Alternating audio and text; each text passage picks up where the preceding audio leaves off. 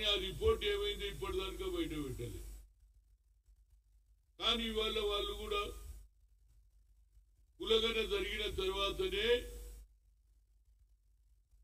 Panchayati Raj నగరపాలిక bill పెట్టుకొని BRS కానీ అందరు కూడా అదే అడుగుతున్నారు. నేను ఇవాళ అడుగుతున్నా, కేటీఆర్ను కేసీఆర్ను అడుగుతున్నా, సకల జనుల రిపోర్ట్ ఎక్కడ పోయింది?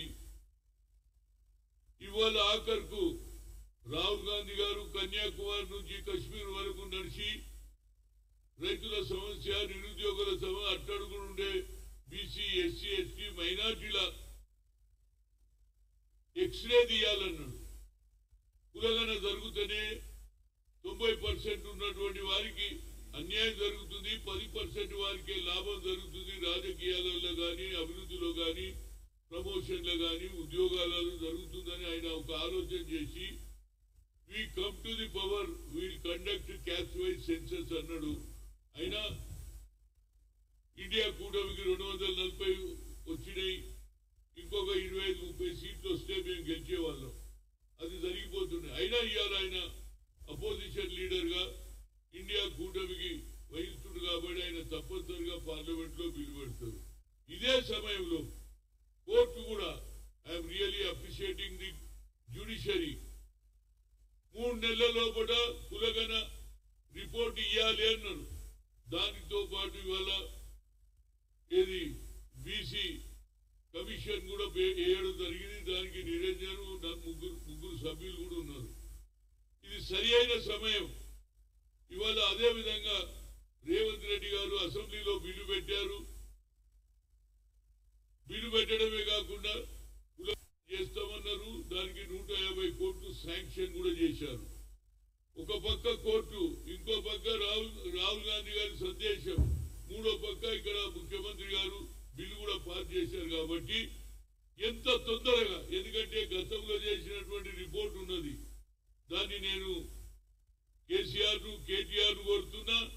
మీరు కులగన జరగాలంటున్నారు, ధర్నాలు చేస్తున్నారు. కానీ ఆ కులగన రిపోర్టు సమగ్ర ఏది సర్వే చేసిండ్రో ఆ సర్వే రిపోర్ట్ ఎక్కడ పోయిందో ఇమీడియట్ గా చీఫ్ సెక్రటరీకి పంపాలని కోరుతున్నా. దానివల్ల మాకు లాభం ఏమవుతుందంటే ఆ రిపోర్ట్ ఉంటే ఇక అదనంగా ఈ 4-5 ఏళ్లలో ఎవరికి కులాలు ఉన్నాయో అట్టడుగున్నటువంటి కులాలకు కూడా గుర్తింపు వస్తుంది. దానివల్ల సర్వే చేసేటప్పుడు తక్కువ సమయం కూడా పడుతుంది. ఒక గ్రామంలో ఉన్న 3 ఇవాళ నిరుద్యోగ యువకులు ఉన్నారు. వాళ్ళకు మీరు అవకాశం ఇస్తే వాళ్ళు ఒక్కొక్క గ్రామంలో 3 పోతే ఒక గ్రామంలో ఎక్కువ 500 ఇళ్ళు ఉంటాయి, 2000 ఉంటాయి, 300. పెద్ద గ్రామానికి 5, చిన్న గ్రామానికి 3 గ్రామాలకు పెడితే నా బహుశా నా లెక్క నెల 15 రోజుల లోపలనే రిపోర్ట్ వస్తుంది. 3 నెలల టైం ఇచ్చిర్రు.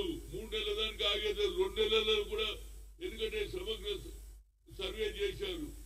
ఆ సమగ్ర సర్వేలో ఏమున్నది, దాని తర్వాత కొత్తగా కులాలు జనాభా ప్రకారంగా వారికి న్యాయం జరుగుతుంది. కాబట్టి ఇవాళ అన్ని అనుకూలం వచ్చేసినాయి.